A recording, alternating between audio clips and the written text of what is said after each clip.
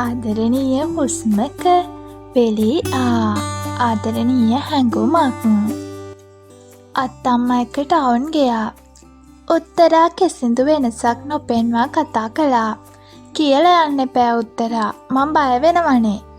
තේනුක එකවර කතා කළේ නිවුණු හඬින්. අපි ගිහින් ආවා විතරයි අනේ. හරි කාලද දැන්? ඔව්, අපි දෙන්නම කාලා ඉන්නේ. උත්තරා දඟකාර ලෙස කීවා. දෙන්න කවුද? මං ඇහුවේ උඹ කාලද කියලා බං. පිස්සු දැන්නම් උඹට. ඉතින් මං කිව්වෙත් ඇත්ත. මායි බබයි කාලා ඉන්නේ. මොන බබෙක්ද ඔයි? පිස්සුද? තේනුක සරදම් හඬින් ඇහුවා. පසුව ඔහු කලබලෙන් මෙන් ඇයට කතා කළා. උත්තරා, මොකද ඒ කතාව? උත්තරා, ඔයා කියපන් කෙල හිනා නොවේ. මට හිතෙන දේ ඇත්තක්ද? ඔව් තේනුක. ඔව්, එයා අපි ළඟට ආවා. දැන් මාස දෙකක්ලු.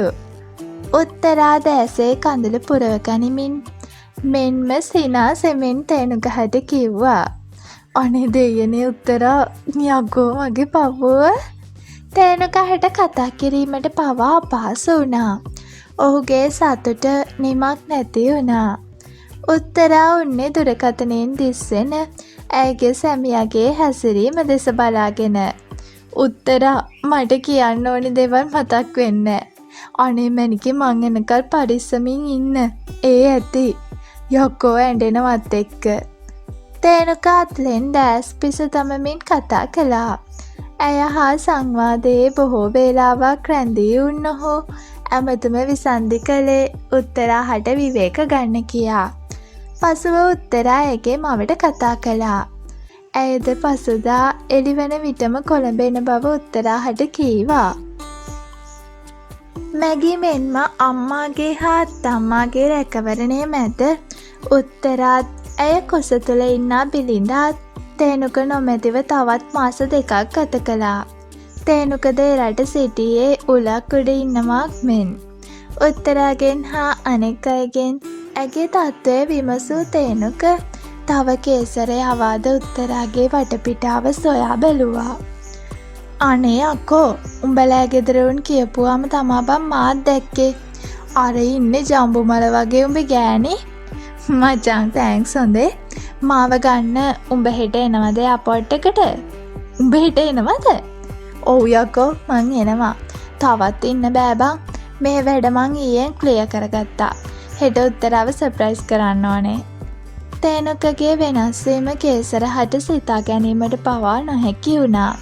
තේනුක සියලු වගකීම්ගත් සැමියෙක් ලෙස වෙනස් වී ඇති බව කේසරහට මෙවර අවසානයේදී තේරුණා.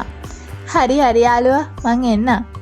කේසර තේනුකගේ සගයා බව පසක් කරමින් දුරකථන සංවාදය හමාර කළා.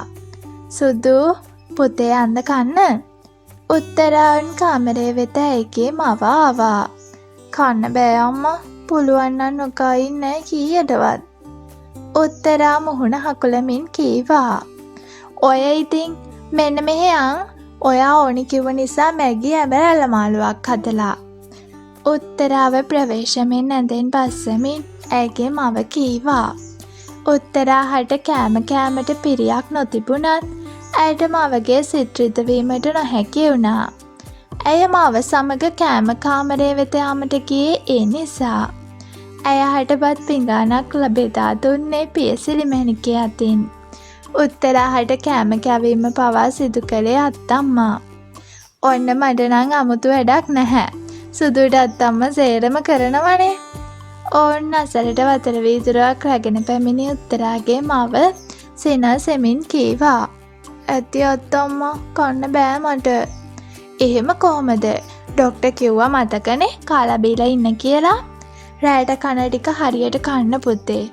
පියසිලි මැණිකේ ආදරණීය ලෙසට උත්තරාහට තරවටු කරන්නට වුණා. කාටද කන්න බැරි දැන්? ඔවුන්ගේ කතා බහට පිටින් එක් වූ පිරිමි හඬින් සියල්ලන්ම හැරී බැලුවේ පුදුමෙන්.